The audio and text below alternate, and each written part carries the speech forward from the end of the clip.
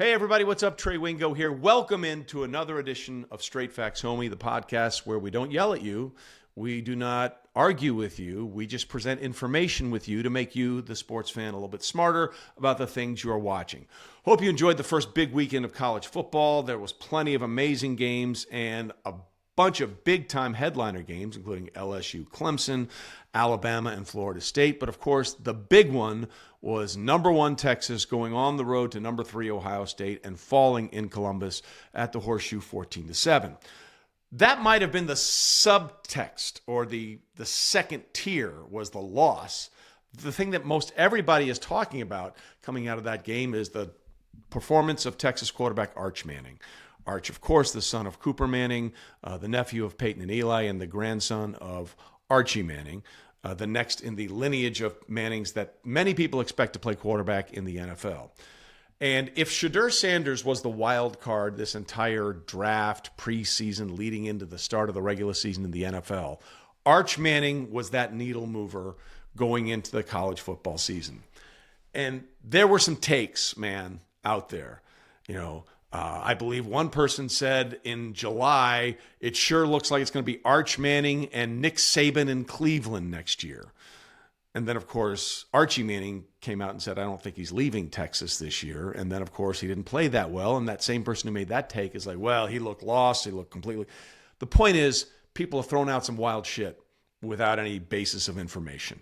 All right. Somebody else proclaimed that Arch Manning was going to be the greatest college quarterback since Tim Tebow. Based on nothing. There was nothing in the tape of Archie Manning or Arch Manning in leading up to the first game of the season against Ohio State that would lead anybody to rationally believe that he was going to be the next Tim Tebow, the next Cam Newton, the next Joe Burrow. Now, is it possible he could be that? The answer is yes. But anybody who said these things going into the start of the season knows they're not saying the truth because there was nothing on any of the tape to let you believe that. Now, you can have your opinions, and that's fine, but it was based on nothing but how you think. It had nothing to do with how he played. And let's be honest, he didn't play great. And now everyone is saying, Arch Manning is terrible. Oh, he's one of the clips, he's adopted. He's the worst. He's never going to be anything. The other side, shut up too, okay? It was a guy's first real start against one of the toughest opponents in college football, the defending national champions, on the road at their place. It does not surprise me at all that Arch Manning struggled. But what I'm not going to do is sit here and say, oh, that's it, he's done, he's toast. It was the first start of what is probably his last 2 years in college football. I think not only is he going to play this year, I think he's going to come back and play one more year at Texas because look at what his family lineage did along those lines. Peyton could have come out early, decided to stay. Eli could have come out early, decided to stay at Ole Miss. So don't be surprised at all if we're talking about Arch Manning again next year as a starting quarterback at the University of Texas. He didn't look great. There were a lot of things that went wrong. But that's what happens when you don't have a lot of experience. And that's why when you hear people just saying these ridiculous things about what they project him to be, that's because what they want him to be in their mind. It had nothing to do with what they had seen on tape before. So now what you do is you take a look at how he played. He was 17 of 30, 170 yards, a touchdown and an interception, and a lot of really bad throws. A lot of really bad throws where his mechanics were off because Ohio State did an amazing job at confusing a young quarterback. So what happens? If you believe that Arch Manning is someone that can process and understand and learn, he'll probably play better. And if he doesn't, then there's a much bigger issue because we've all over-evaluated what we thought he could be. But do not take one game, arguably their toughest game of the entire season, to start the season on the road against the defending national champs and have a definitive know-all, end-all statement, because that's just as stupid as saying he's going to be the greatest thing ever without seeing him play his first real start of the season. Everybody needs to just take a deep breath and relax, and let's see how it plays out. Because as Al Michaels used to say all the time, nobody knows anything. So you think you know something, or as Jim Mora used to say when he was the head coach of the Saints, you think you know, but you just don't know. Someone who does know a thing or two about evaluating talent is someone who drafted a quarterback named Justin Herbert in the first round of the 2020 draft, and that was then Chargers GM Tom Telesco. Tom will be joining us in just a little bit in our Trusted Voices segment this week.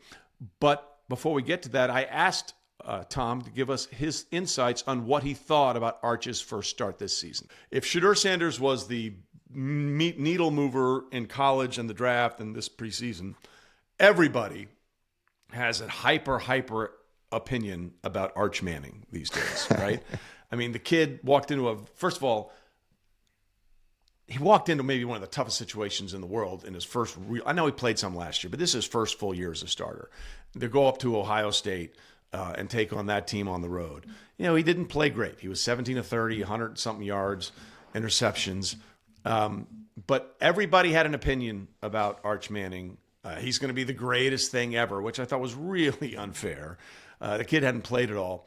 What are your expectations for Arch going through this season, knowing what people had said about him, but more importantly, knowing the lineage? I mean, we're talking about, Peyton and Eli's nephew, and obviously Archie is his grandfather. Well, I kind of figured on overreaction Monday. If he played well against Ohio State, he'd be the best prospect that's ever lived. Ever in the history of the world. And if he didn't play well, he's the most overrated prospect he's that's ever lived. terrible. Yeah. So that kind of played out. So this summer, because I'd never really studied him before, and he hadn't played a lot of football, and I'd heard everything about him. So I went back and I looked at his snaps when he did play last year, and I liked what I saw. I know he wasn't playing Ohio State last year, but there are a lot of parts of his game that I really, really liked. But he also, he ran into an excellent team with a great coordinator.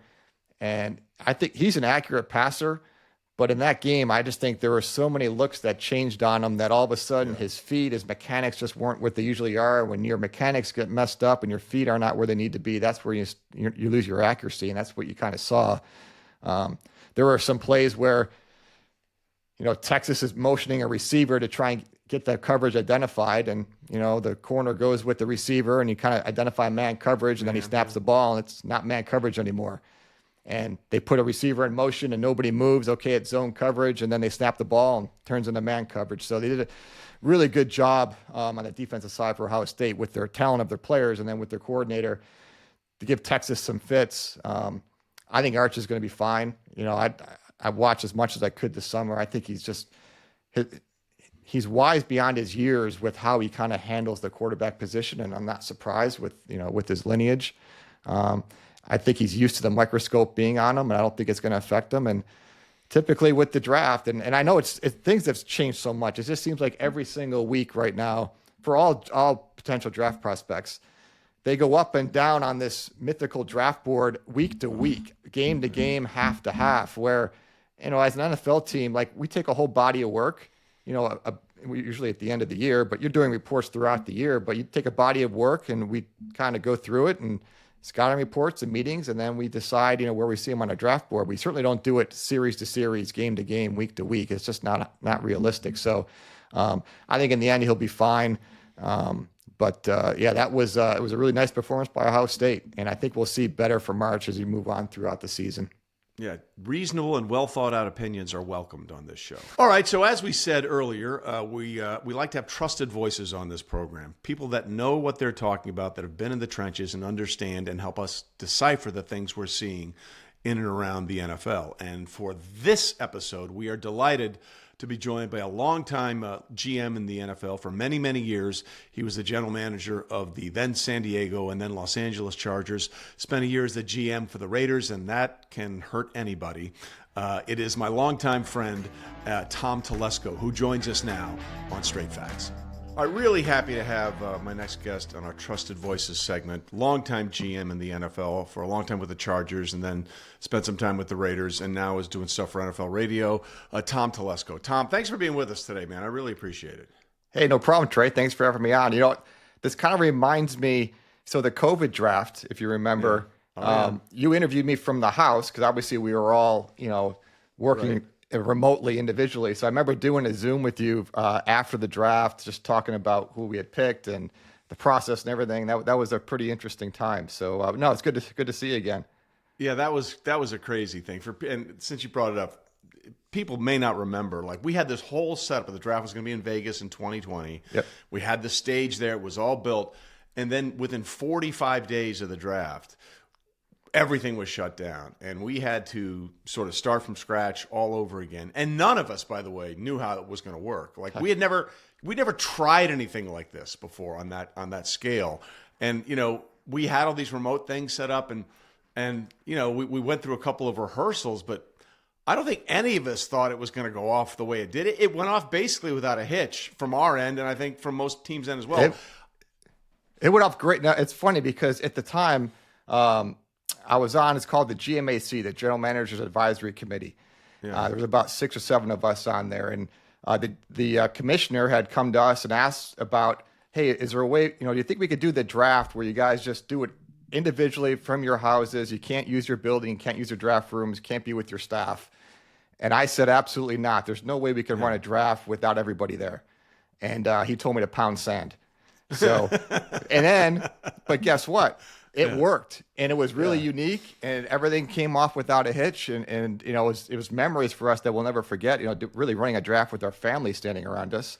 That was a great experience, and it worked. So yeah, it was crazy. Like, I always think about that because if that had happened 2 years earlier, I don't think the technology would have existed for us to do that. Zoom was just becoming a thing, and then I'd never heard of it. And exactly, Teams and all this kind of stuff. If that had happened, let's say in 2018 as opposed to 2020, I don't know if we would have had a draft. So I mean, it was the biggest role that in fact, the only thing that was a mess up on my on the broadcast end that I can remember is that I was the only person in the studio that day, and we had 6 monitors set up for Mel, Louis Riddick, Kurt Warner, Daniel Jeremiah, Michael Irvin, and somebody else who I'm missing. I can't remember who else it was. But anyway, and we had this whole thing. We were going back and forth. And I always, through the entire draft, through 3 days, I was like, okay, Mel, what do you think about this? Kurt, what do you think about this? Michael, what do you think about that? And at one point, I said, hey, what do you think about this? And all 6 of them looked at me like, well, who the hell are you talking to? And I'm like, I meant, because in the draft is such a conversational experience, especially when you're there in the set, and it's so chaotic. Nobody knows. There's no script. Nobody knows what's going on. That was the one thing I was like, God, I should have said, Mel, what do you think? Lewis, what do you think? Yeah, that was the only bad thing. The technology was unbelievable. I couldn't believe we pulled it off. Yeah, we learned a lot. We learned a lot from COVID, just in general, just to be more efficient how we work. How we did meetings and everything. So no, there was a lot of, COVID was difficult, but there's a lot of great things that came out of it, even just with how you're going to build your team and all the different, more roster flexibility that we kind of acquired during COVID that we kind of kept when we came out of COVID. Well, one of the things we're doing with this pod is we want people to learn. I mean, that's the whole point. I'm tired of turning on a television and seeing people yell at each other and having an argument and telling people what they think, whether or not it's based on anything of substance. So the whole point of this is to learn. We wanted to have you on, Tom, because the NFL has changed the schedule over the last couple of years with only 3 preseason games. It used to be, as a general manager, you had to play people in the 4th preseason game that you knew weren't going to make the team because you had the cuts the following day, and you didn't want anybody that was going to get injured or potentially was trade bait for you to be out there playing. So you really had to keep people around just to play in the 4th preseason game. That is no longer an issue. And as a general manager, how has that shifted in the way you sort of put that team together heading into the first week of the season? Also when we had the 4 preseason games, we also had the early cut down. So you didn't have 90 players for that 4th preseason game, which made it really difficult because if you didn't want to play your starters in that last game, you only have so many players on your roster to go out there and be professional. So that made it more difficult. But you're right. It used to be a little more chaotic because you'd play Friday, Saturday, sometimes Thursday, but Thursday, Friday, or Saturday. And then, you're making your cuts Monday and Tuesday, but Monday and Tuesday are also it was a game week at that point. So there were a lot of moving parts, and it's always difficult for a coaching staff when a GM comes in and says, hey, we want to claim these 3 players.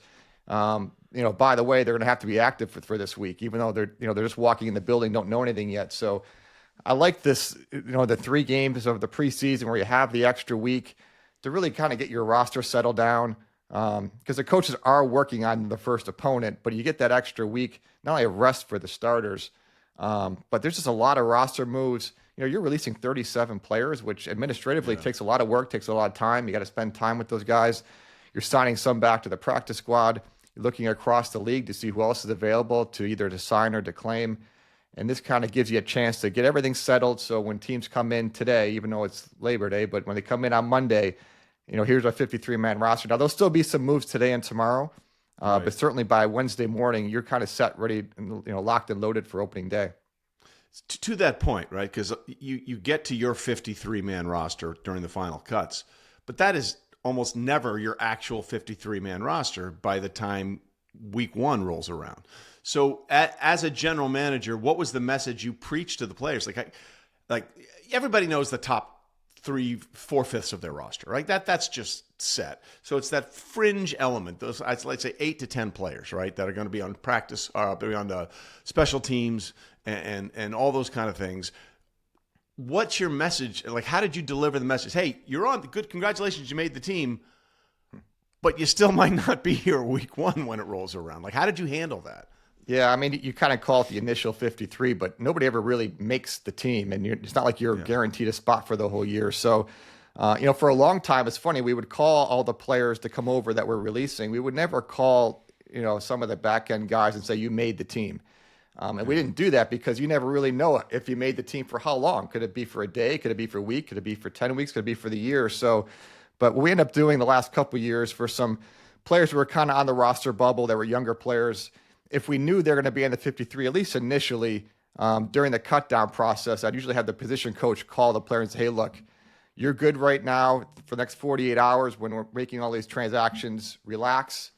You're on the team right now, but just so moving forward, things can change. That's the way the NFL is. And especially for a rookie player, we would kind of go through the process of what the practice squad is like, what the rules are like, what it's like being on the back end of the 53. You could be up, you could be down, you could be inactive, you could be deactivated. Because for a rookie player, they have no idea. This is completely new to them. When you're in college, you're on scholarship. You're there for the length of your scholarship usually. There's no, and everybody dresses in a college game. So just going over all the new NFL rules for the younger players I thought was important because, whether you're the 52nd or 53rd player or you're, the franchise quarterback, you have to be ready to play every week. So even if you're on the practice squad, you have to practice like you may play on Sunday because we may elevate you on Friday or Saturday. So you have to have that mindset. So we want these guys dialed in as quickly as possible, but obviously they got to know that, hey, look, there's just nothing guaranteed in this league. You could come on, you could come off, but the best thing is to kind of educate the younger players so they can kind of, learn the process. It's interesting to hear you say that because, and I get it, right? I want to preface this next sort of discussion by saying I understand the world we live in, where it's all about content. It's all about creating content, and the NFL is the king of two things: making money and keeping our attention. So I get it, but I saw a couple of teams, and specifically the Ravens, sort of film the entire process of what you just talked about. The idea of these guys coming in. And he said, Eric was like, hey, it's been tough. We had to make some really tough decisions, but you made it, And I felt like that was, I don't know. I felt like it was unnecessary theater to put these kids through. You know what I mean? Like, I agree. I think anytime a young player or even a veteran player that maybe is on the bubble, but certainly a younger player, when you call them during that Monday, Tuesday, and say, "Can you come on over to the facility and see our GM?" Yeah. I mean, your first thought is, "I'm being cut. I'm being released." Right. Exactly. And for most of these players, it's the first time in their lives they've been told they're not good enough. All these kids were the best player in their high school team, probably the best player in their county. They go to college, they're one of the best players on their college team, doesn't matter what level. And now they're with the best of the best, and it's the first time they've been told, or potentially told, that you're not good enough. So I wouldn't be crazy about that. Now, obviously, those players that they did it to, I didn't see it, but they must be players they feel like these guys will be here all year with us. Because God forbid next week is say, hey, look, we found a guard that we need to add. We need a spot, so we're going to release this corner. Hey, I know I told you last week you made the team, but hey, you're on the practice squad. We'll move from there. So, I don't know if that was totally necessary, but it is interesting theater, I guess. Yeah, look, and again, Eric DeCosta and the Ravens are a first-class organization. I want to be clear. I think there are three teams that I can think of consistently that do very well in this entire process, and that's the Ravens, the Chiefs, and the Eagles. But it came off as a little, I don't want to say disingenuous, but it was like, did you really have to do this just for, I mean, the kids are, like you said, they're so vulnerable in this situation. It just felt a little forced. That's just me. And again, but I understand the world we live in. This is why Hard Knocks exists, right? This is why the NFL wants our attention all the time. I get it. And it was really sort of on one level heartwarming and heartlifting to see these kids break down emotionally, to realize that their lifelong dream for most of them had come true. Yep. But then I watched it for a second time and I'm like, well, they did this because they wanted those reactions. And I'm not sure I was cool with that. You know what I mean? Yeah, well, like it says, that's the world we live in. But I want to see who these players were, because they must feel really good about these players. These would be players, if you're on another team, I'm tracking these guys, especially if they're college free agents, that they must feel really good about their future with the Ravens, that they can go ahead and do that. But yeah, they've been, like on a consistency level between Ozzie Newsome and Eric DeCosta, one of the best personnel departments in the league for the last 25 years. Yeah, it's been remarkable. So as we go through this idea of constructing a football team, like as the general manager, it's basically your job to constantly, the coach's job, I think, is pretty simple. These are the players that I have, and I need to coach them up. It's a totally different dynamic for you. Like, you look at your team constantly, but you're also trying to constantly, is there somebody out there that will make our team better, and how do I value or measure the idea of bringing that person in or letting this other person go? I mean, that has to be the most difficult part of the balance that you have to strive basically for the entire year, because I feel like a real football roster is honestly almost like a fantasy football team. Like I always say when people do a fantasy football team, don't fall in love with your team, because people are going to get injured. People are going to get traded. You have to understand that your initial fantasy football roster could be completely different by week 13. And I really think as a general manager, you have to sort of assume, outside of obviously core positions, you have to assume that mentality for the entire 17 game schedule. Yeah, it's always funny when you look at your team during OTAs that you're practicing with on offense and defense, and then you look at your team around Thanksgiving, it doesn't look anywhere near the same. You have your core players, but there's been so many changes at that point, mostly due to injuries. But certainly during the season as a general manager, you're constantly looking at what you have. I used to have my depth chart on the wall right in front of me. I can't tell you how many hours I'd be just staring at that depth chart and just thinking through scenarios in my head. And obviously some of them are, trying to upgrade the back end or trying to upgrade the practice squad. And then the other part is just trying to have plans in place when you have injuries at certain positions. And if somebody gets hurt here, what would we do? And, don't forget, GMs, we have pretty big staffs of people. We have a college scouting staff that works, exclusively on the draft. And we've got a pro scouting staff that all they do all day, every day, is scout the whole league. We have it broken up, by teams. But they know every player in the league. They know every player who's currently a free agent. They know who could become available. So when we have things come up, GMs go to their pro scouting staff and you talk with them. You have meetings with those guys. You talk about different things. Then I go to the coaching staff, have more discussions with them. One of the parts of the job I loved was just working with a lot of people when you make personnel decisions. It's not just like a GM sitting in the office and doing his own work and say, all right, we're going to sign this guard to the practice squad. And, that's just not how it works. So it's discussions with your scouts, discussions with the position coach, the coordinator, the head coach, and just kind of framing out. I used to always frame out the situation of, okay, if we sign this player and release this player, these are the short-term ramifications. This is the long-term. This is how it could help us. This could be a negative part of it. And certainly during the season, you always have to have, we have a game each week. So what you don't want to do is, make sure the head coach is fully invested, because you can't make a lot of long-range moves during the season when you have games every week.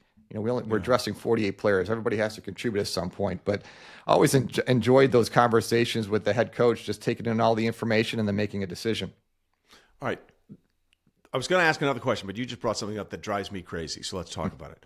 Why do we only dress 48 players? If you're paying 53 players, explain to me why you have to have inactives. It doesn't make any sense, especially in a league, Tom, where there's basically a 100% injury rate. I do not understand the rationale for we have 53 players, not practice squad players, 53 players on our roster. As you said, most college teams dress somewhere between 90 and 100 players for game day. Why do we have inactives? It doesn't make any sense. Well, I'm going to give you the rationale. You're not going to like it, but I'll give you the rationale behind it. This comes up at the owners' meetings every year. Before I was a GM, it would come up at owners' meetings all the time. Why don't we dress 53 players? And I know a long time ago, we're kind of past this, but one of the reasons why they didn't want the game to be too specialized, we have too many specialized players, but we're way past that. But the bigger thing is when you talk about injuries, what you don't want to have is an NFL game where you've got one team with 7, 8 guys out, okay, and they're dressing 48 versus a team that's completely healthy and dressing 48. So you have those inactives to try and keep an even playing field, essentially. To have, hey, these both teams have 48 healthy players rather than, hey, this team's dressed. If we could dress 53 and you have one team that has a healthy 53 players and one team that's a healthy 48 players, you have a potentially competitive imbalance there. So that's been the rationale behind it. I don't know if it sticks. I can see by your reaction, you're shaking your head no. I think at some point, especially when we go to an 18-game season, at some point, I think you'll see that dress list expand. We'll expand to 53, I'm not sure. But yeah, you're right. We're paying 53 players active salary money for the week. But that's been the rationale. You want, two teams. That way, if a team has a lot of injuries, it just gives them a chance to have a competitive playing field. But I think it will probably expand at some point. What was your first year with the Chargers as a general manager? 2013. Okay, and when did you start with the organization? 2013. So I was with the Colts from '98 to 2012, and then. Okay, so then you know the game I'm talking about. There was a Sunday night game between the Colts and the Chargers, I think in 2008, where Tony Dungy didn't have 44 healthy players, let alone 48. He had to go out there, I think, with 43 players, and it was a Sunday night. Do you remember that game? Was that the game that Peyton threw like 6 interceptions? Yes, exactly.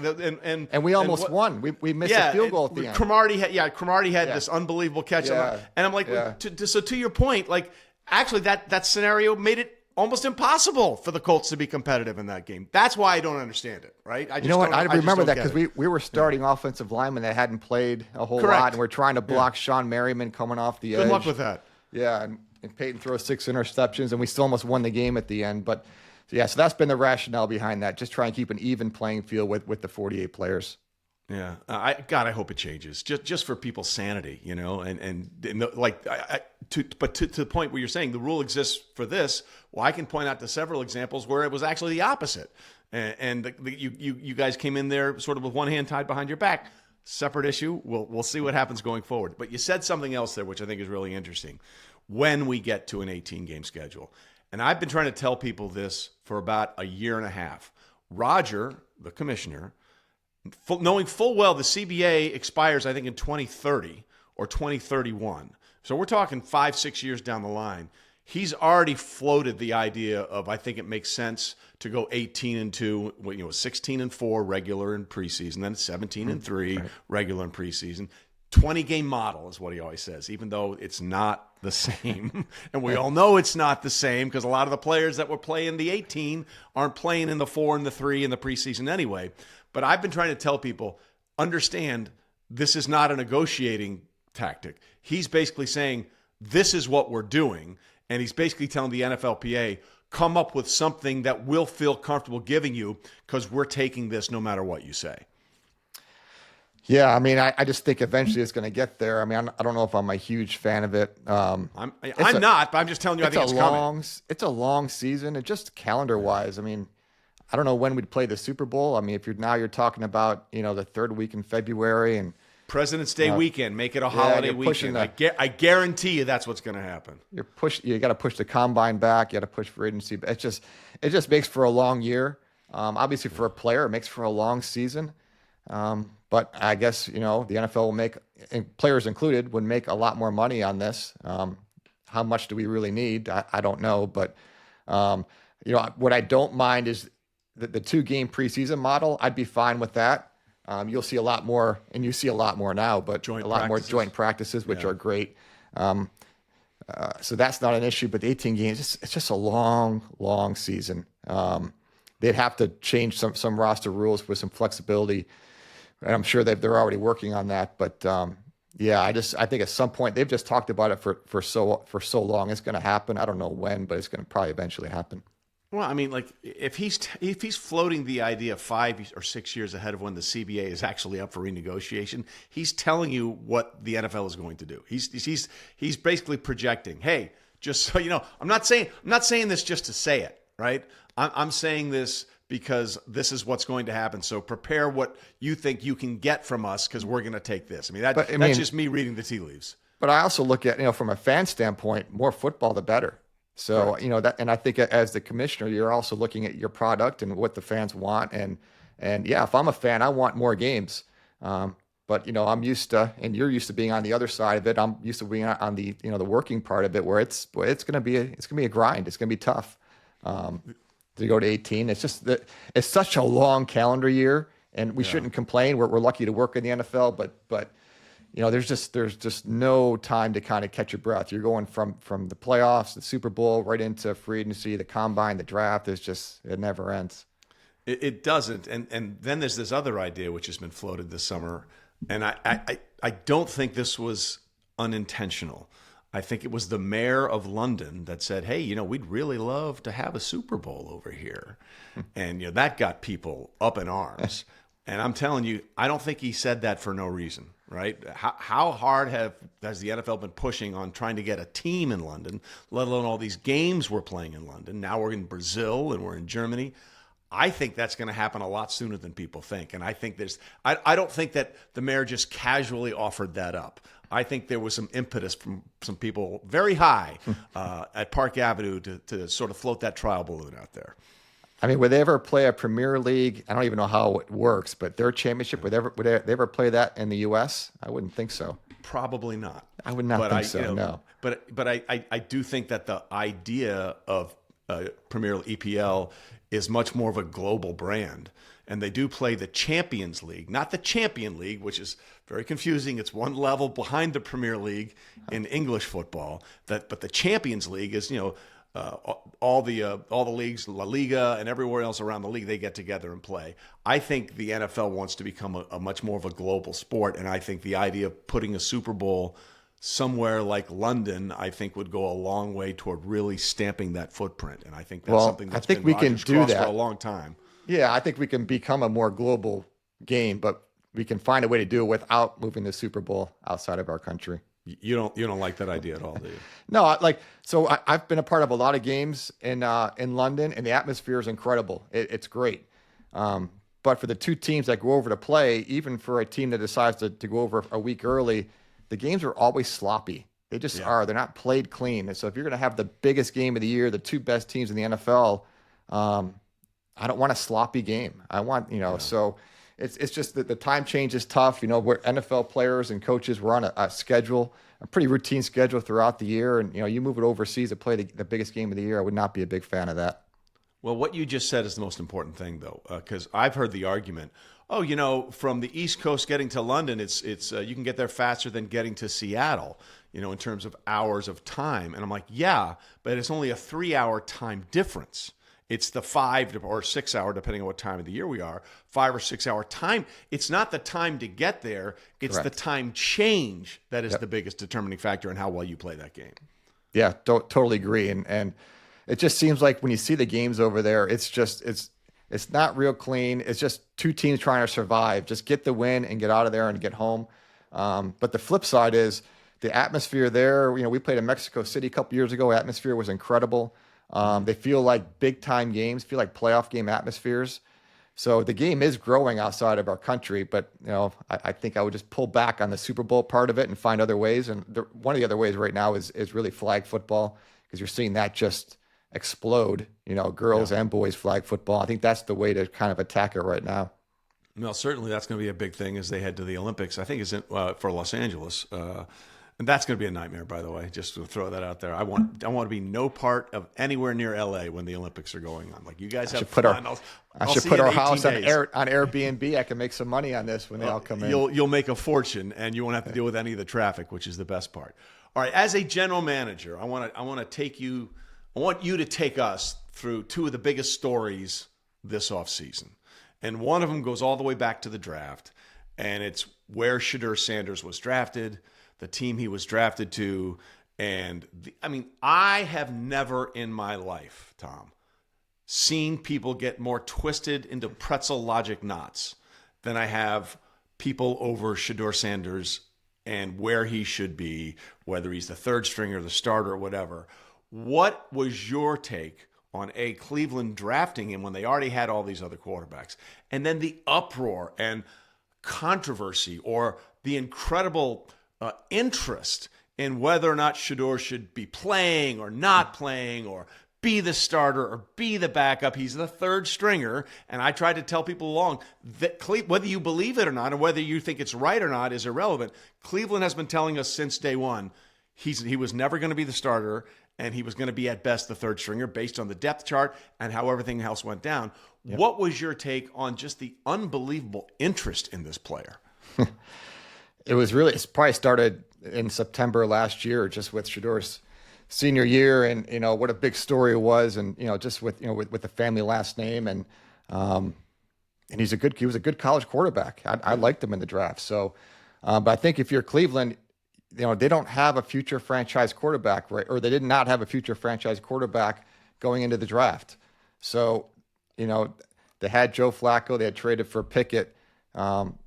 I had no problem with them drafting Shedeur Sanders. We got to figure out who our next quarterback is. So even though we drafted Dylan Gabriel, who they liked a lot, the fact that you can take a potential starting quarterback down the road in the 5th round, that's a pretty darn good pick for me. I mean, quarterbacks are the hardest to find. So now I give Kevin Stefanski a lot of credit. It's hard going into camp with 4 quarterbacks that were, competing for the job, but there really wasn't a 4-man. It wasn't. And it can't be. You can't get enough reps with everybody. So I think everybody, kind of assumed, Joe Flacco was going to be the guy.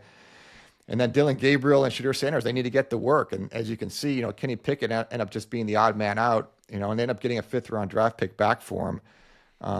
But yeah, with the Sanders thing, it's funny, his 3rd preseason game, he didn't play well. And there was just a story after story about that, and then, I guess they forgot in the first preseason game, he played pretty well.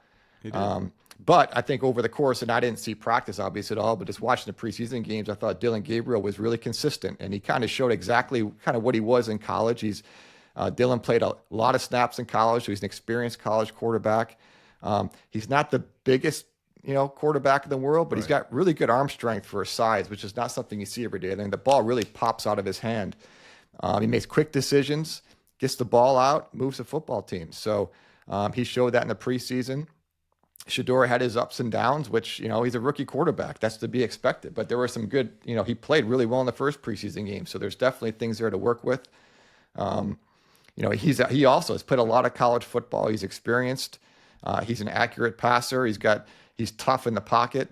He's a better athlete than people give him credit for. Now he's not, as fast as his dad was, but not many people are. But he's still, he's still a good enough athlete in the pocket.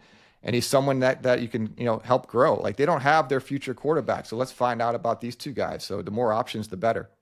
The thing that drove me crazy is that people are like questioning Kevin Stefanski and all that. Like, okay, come on, guys. He's a 2-time coach of the year, all right? He's a 2-time NFL coach of the year. He's gotten the Browns into the playoffs on multiple occasions, and suddenly he doesn't know what he's doing. I mean, I thought he did a masterful job in sort of not dealing or not responding to the noise, because it can be very easy because, as a head coach, unless you're Jerry Jones, which we'll get to in a minute, it's basically the head coach that is out there in front of the microphone every game and before every game and all this kind of stuff. It could have been very easy to snap and say, what the hell are you asking me? I thought he handled the whole thing really, really well. Yeah, and that's part of the head coach's job, is to manage those situations. And actually he got kind of lucky that 3 of the 4 quarterbacks had injuries during training camp. So that means other guys got some more snaps, some more reps, some more preseason work. So that actually worked out pretty well for him. But yeah, I think he handled as well as he could. the best thing you can do as a head coach is not respond to the noise. And yeah, I'm impressed with him as a head coach in this league. I'm really impressed with him as an offensive coordinator too, which he's going to have to, whoever, we have to talk about the Browns forever, but whoever's quarterback for them, you need the rest of the offense to step up around them. I don't think whether it's Flacco or Gabriel or Stuart Sanders to say, hey, look, we're going to ride your back. You need the offensive line's got to pick it up. They need the skill players on the outside. Got to figure out who their running back is long term this year. But the whole offense has to step up. It can't just be the quarterback in that situation. I agree with you. Let's stop talking about the Browns until they do something. Let's move on. I didn't mean it like that, but no, I know, but I mean, I'm with you. We don't need to talk about the Browns the entire time. And again, I want to be clear: if they do well, great. I'm happy for you. But do something more, and then we'll. I'm just glad we talked about the Browns before the Cowboys. That usually never happens. And there we go, segueing to our next topic. Tom Telesco, he's a professional already, ladies and gentlemen. The other earth-shattering news this preseason, or this leading up to the regular season, was the decision by Jerry Jones to trade away Micah Parsons. I almost said Micah Sanders. Micah Parsons at 26, a 4-time Pro Bowler, a 3-time All-Pro, a former Defensive Rookie of the Year, who has 52.5 sacks in his first 4 seasons, 9 forced fumbles, 4 fumble recoveries. He's a generational talent. There's some people that saying he's not the top 18. I'm like, I don't know what you're watching, but you should not be watching football. He's a top 5 defensive player in the NFL. At worst, top 7, top 8. What was your reaction to the Cowboys deciding to trade away someone like that in their prime as opposed to figuring out a way to make the deal work? It's such a unique story. And, I did NFL radio a couple of days ago. It was a 3-hour show. We literally talked about this for 3 hours. Yeah. And, I was one of those as a GM, like, how can people keep talking about the same thing over and over again? But with this one, there's so many different angles to it. And it wasn't your common hold out or hold in. The Hendrickson and McLaurin, those are kind of your run of the mill hold ins, and those end up getting done. This one's just completely different. Mm-hmm. And obviously, things must have changed recently because it sounds like they were, really trying to get him signed, as far back as March. So you got March, April, May, June, you're really trying to sign him. And then, something must have changed of late and decide, hey, look, we're going to go a different route. We're going to move him.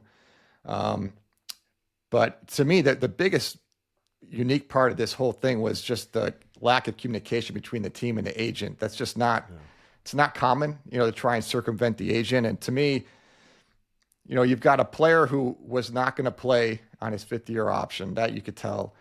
Yeah. And you had a team that just seemed like they weren't going to negotiate with the agent. They wanted to just work through the player.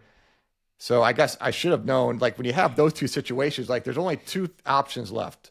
One, you put him on reserve, suspended to start the year, so you don't have to pay him his base salary for not playing, or you got to trade him. Those are really the only 2 options at that point. So to me, that was the difference. Like, I understand their reasoning. Hey, look, we're going to get 2 first-round draft picks back. We're going to get a ton of cap space. Makes sense from their standpoint. Now, the timing of it, to me, I think if that was the way you wanted to go, you could have done that back in March and April and maybe gotten more. Because just like the rest of the league at this point of the calendar, there's a lot of teams that would love to trade for him that aren't budgeted cash and cap wise in August to make that move. So you don't have as many teams that can compete to trade for him. So, but just, really unique situation. I'm glad it's done. But to trade a player of that, plus it's hard to get value back for a player that good. That's why he can't be just draft picks. It has to get some players in return. They got 1 player in return because draft picks, even if they're high, they're still lottery tickets. I mean, now the higher the pick, the better the odds of hitting on the player. But the Cowboys have drafted well. They're a 12-win team when Dak is healthy the last 3 out of the 4 years. Their organization, they know what they're doing, and they've drafted well, and they've re-signed their own. But you can't guarantee that we're getting 2 Pro Bowl players back in this trade because you just don't know. Yeah. So, and the fact, will one of these draft picks turn into an all-pro player at a premium position? Odds aren't with you. But again, it got off the rails, I think. And I just was, this morning I saw, well, this got personal. Well, most holdouts are personal. Correct. Player feels like they're being disrespected. And as a front office, if you have a player who's not practicing when he's under contract and just walking around, it gets awkward. Yeah, it's personal to both sides, but it's a business. got to throw emotions out the window. Yeah, I feel like emotions were not thrown out the window here. No, I mean, usually the beginning of training camp is when emotions are the highest, when you have a holdout. And usually it takes a couple of days, things settle down, and then you get to work with the agent and you work through it. That's what happened with Cincinnati and what happened with Washington. This one just didn't get there, for whatever reason. It's just a unique situation. It is. And I guess I would just say, to your point, like, you want those 2 draft picks to draft a player like Micah Parsons. Like, he's a proven, like, what he is. You know what he's, I think he's one of 3 players in NFL history to have 12 and a half sacks in 4 of his first 5 seasons. And this is what we're talking about. And what, ironically or weirdly, however you want to put it, one of those was Reggie White, who also went to Green Bay in free agency. So forget the Dallas part of it for a second. Now that you have Micah Parsons on that defense in Green Bay, and they have one of the youngest rosters in football, they have for the last couple of years, where do you see the Packers in the pecking order of teams that can really make a run at the Eagles for supremacy in the NFC? Well, I don't rank them, but they're really good. I mean, they're going to be up there with everybody else. I mean, their defense was already good last year. Yeah. And now adding Micah Parsons to that mix just makes them that much stronger. They've been putting a lot of resources in the pass rushers in Green Bay. They've been drafting them in the first round. They've used, free agent money. It seems like whenever there's a big-time pass rusher potentially in a contract situation, I don't know this for sure, but it seems like they make a call. So they've been big game hunting for a while. And with the great thing about the Packers and how they're built and the way Brian Gutekunst has done this is they have so many young players because they've drafted well. They have a lot of players on rookie contracts. So that gives you the flexibility when something like this comes up, especially at this point in the calendar, that they can actually do the deal.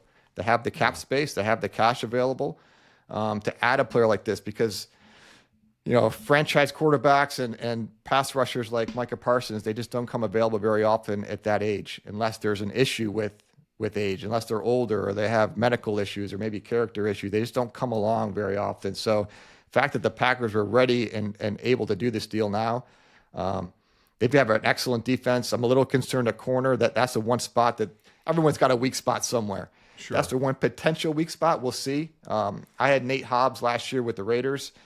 Nate was always typecast as a nickel corner, and he's one of the best nickel corners in the league. I think he can play outside in the right scheme. We'll find out this year because I think he's going to play a little bit more outside with them. So they have to have some corners step up and play well, but their defense is extremely strong. Jordan Love is a really good quarterback. Their offensive line, the sum of the parts is really good. The Packers have always drafted offensive linemen really well. They've drafted receivers really well. And I love the fact on offense, they can spread the ball around to their tight ends, to their receivers. And basically it's like basketball. Whoever the open man is, just get them the football and let's keep moving. And then obviously, Josh Jacobs at running back really helps out. Well, but as you said, there may be some questions at corner. You know how to alleviate questions at corner? Put the pass rusher on, passer on the ground, and that's what Micah Parsons is going to do. All right, you mentioned Jordan Love as a young quarterback. Obviously, in your tenure with the Chargers, you drafted a young quarterback in that 2020 draft, Justin Herbert. And Justin's numbers have been phenomenal in the regular season. The bugaboo for him, as was the case for a lot of time with the Chargers in general, was the failures in the postseason. And they've been to the postseason a couple of times in Justin's tenure there. One of them was we blew that 27-0 lead. I put that more on the coach at the time than some of the decision making than anything else. But the game last year against the Texans, Justin went through 3 interceptions in the regular season. He threw 4 in that playoff loss to the Texans. Do you have any concerns about the long-term viability of Justin Herbert at quarterback? No. Am I supposed to give a longer answer on a podcast? No. I love the fact that you're definitive. The numbers back it up, right? Every quarterback with 65 or more passing touchdowns and 20 interceptions or less over the last 3 seasons, Lamar Jackson, Justin Herbert, that's it. The only quarterback with a better passer rating on 20 or more yard throws down the field than Herbert was Sam Darnold last year. Justin Herbert was the only quarterback to throw 0 interceptions when not pressured last season. The one and only and the first quarterback to do so in a season since 2018. The only quarterbacks with more passing touchdowns on 15-yard throws since Herbert, 47, joined the league, Derek Carr and Josh Allen. Herbert averaged 0.2 interceptions per game in the regular season last year, best in the league. He's one of only 4 quarterbacks in NFL history to have 20 or more passing touchdowns in their first 5 seasons. The other 3 are Marino, Peyton Manning, and Russell Wilson. So that's what we're talking about here, right?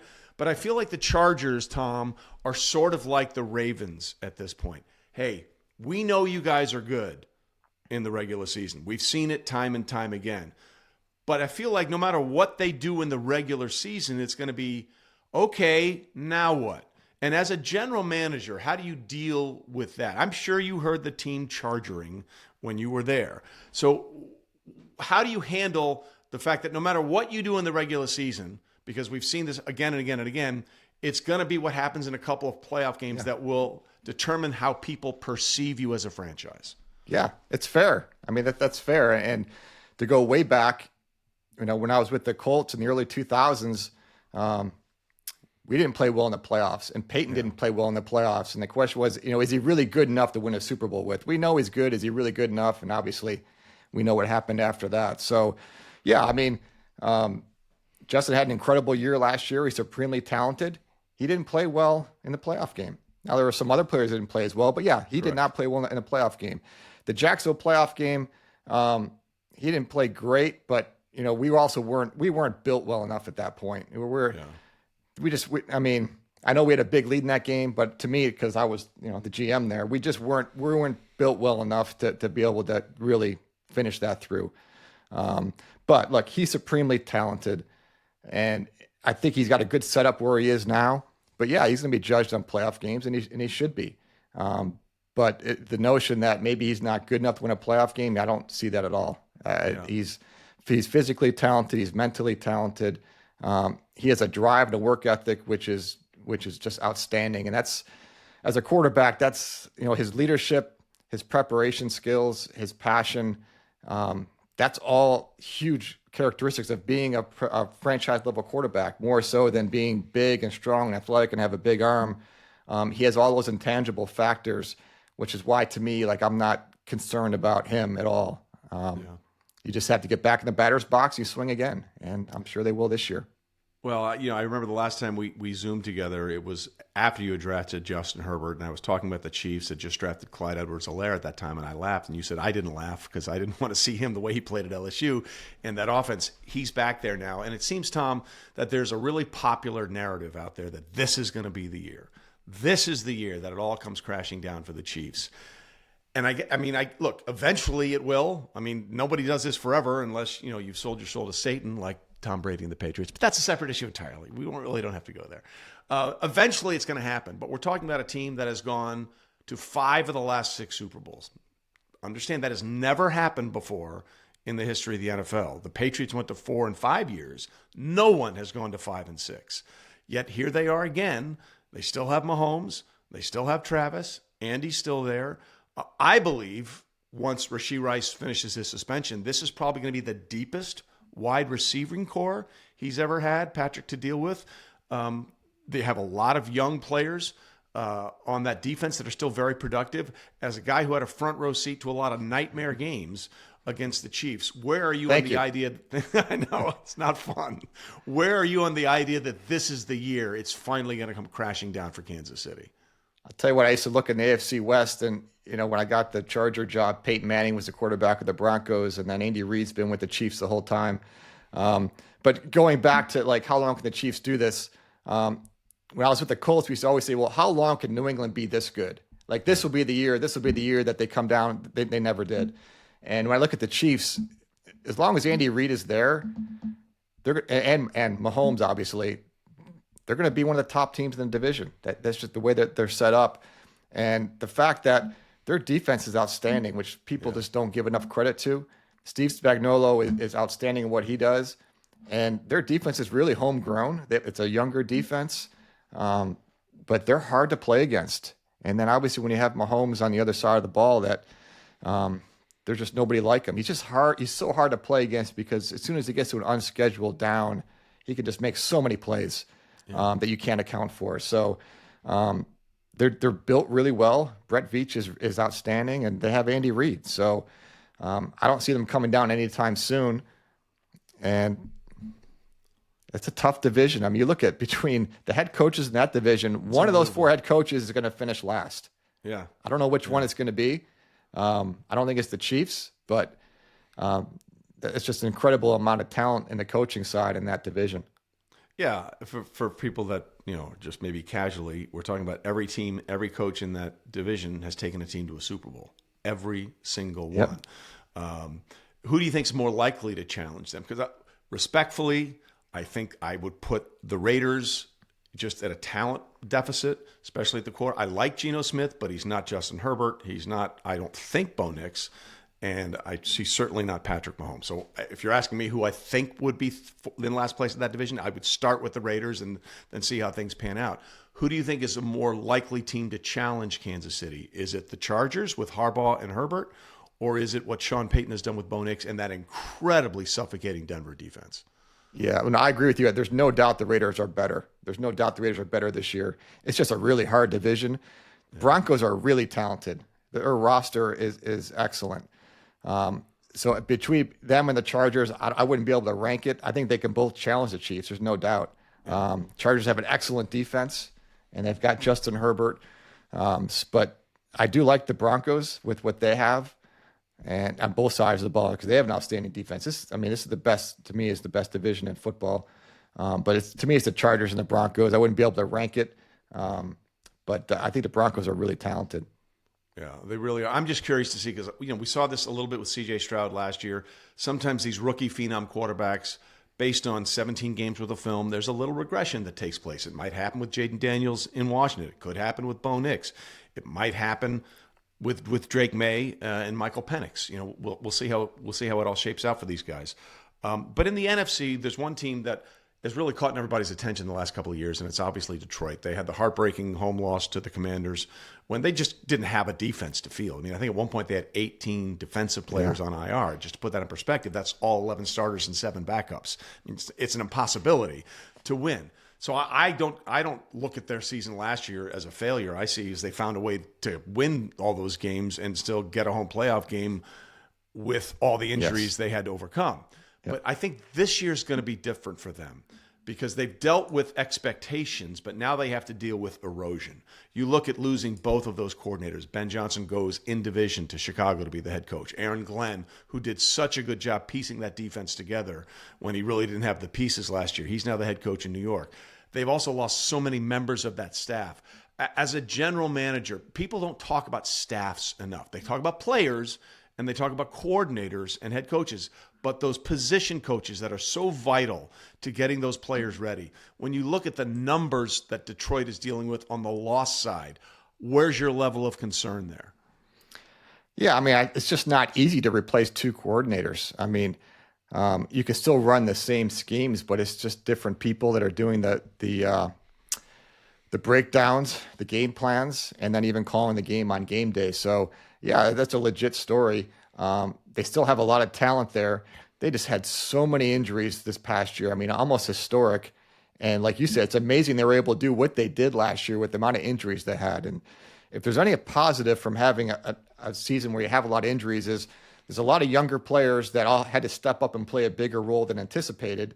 And then as you get to the next year, when those injured players are now back, you're a stronger football team because now you have some role players and some backups that have played some really significant snaps for your football team. So just having them healthy is a positive. They still have plenty of talent on their team. Now the offensive line is changing too. I mean, the offensive line they got old together, so they've got some new people on the offensive line. With they got a rookie with Ratledge. They've got another young player, Christian Mahogany. I think it's his second year. So it's an offensive line they still have their tackles, but interior wise, it's kind of in tough transition. Yeah. But you talk about the coordinators, it's a big deal. And we're going to kind of see right off the bat, where they stand. It's a lot of pressure on those guys, especially for the offensive coordinator.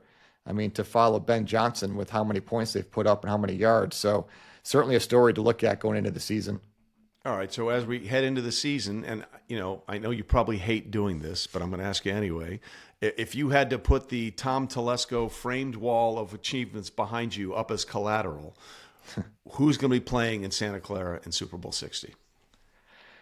The AFC to me is the strongest. I love Buffalo. I love Baltimore, like the Chiefs. I'm kind of bullish on Buffalo right now. Although the Ravens, to me, their roster, they're one of the few teams when you look at their roster. I think they may have the best. Yeah, I agree. I think they may have the best roster in football. Yeah, there just aren't a lot of weaknesses. But to me, I love Buffalo. So that'd be my AFC. NFC, I don't know. It's completely up for grabs. I mean, it's easy to say Green Bay right now, but I don't know. I'm big on Buffalo right now. All right, so you have Buffalo in there for sure, and you're sort of hesitant, I guess, on Philadelphia. And to me, it's just hard. It's hard for us to understand how singularly unique that season by Saquon was. I ran the math, and we talked about it in a previous episode of Straight Facts here, that you look at every single one of those 2,000-yard rushers the next year, some of them were still really productive, but there was a significant drop in the way that the explosiveness. I went and looked at all the numbers, and those 2,000-yard seasons, they were averaging anywhere from 5.5 to 6 yards a carry. And then the next year they were like 4 to 4.5 yards a carry. And while that's still very productive, that shows you that the lack of explosive plays really is a significant factor. And no one has ever done what Saquon did, which was, have a 2,000-yard season, then have to play 3 playoff games and win the Super Bowl. I mean, I don't know what to expect realistically out of him based on the fact that we've never seen a back with a season like that have to go through those 3 extra games and then get ready for this upcoming season. Yeah, I mean, it's a lot. It's a lot in that position. But he's special. He's just different. There just aren't very many like him. But they do have some depth behind them. They've got A.J. Dillon from Green Bay. Will Shipley is a really interesting back. Obviously, neither of them are Saquon Barkley, but they have some depth. But it's just a really talented roster, from offense to defense. And they have playmakers on offense, and they have an outstanding offensive line. So obviously, everything goes through Saquon, and rightfully so. But they have other ways to move the football and other ways to score. But yeah, it's a lot of wear and tear on the back. But when you have one like him, and when you're paying him that much, you're going to use him as much as you can. And we'll see what he has to give in this season. Okay, our tagline is: "This is where the debate ends and the information begins." So I am all for reasonable, well thought out opinions instead of people screaming at you. So that's why I'm assuming a little later on in the season we might have you back on the show. Tom, always a pleasure to talk football with you. I really appreciate taking some time this morning. Yeah, thanks, Trey. I got plenty of time on my hands, so anytime you need somebody, you let me know. You got it, boss. Thanks. All right, sounds good. Thanks. All right, so once again, thanks to our guest, Tom Telesco, and thank you for listening. Look, we are here to help provide you some more information to understand the things that you're watching without yelling at you, without screaming at you, without having a debate with you. We are just presenting the information from people who know it best. And if you like that, I think you'll like this show as we continue to grow. Make sure you subscribe to the show wherever you get your podcasts. We're also on YouTube. And make sure you hit the like and share it with friends. Because if you're friends with people, you want them to be smarter than you too. Unless, of course, you're drafting against them in your fantasy football league. Then you just have to share it with them because out of the goodness of your own heart. But we appreciate it either way. So thanks for watching this episode of Straight Facts Homie, and we'll see you down the road real soon. Like and subscribe.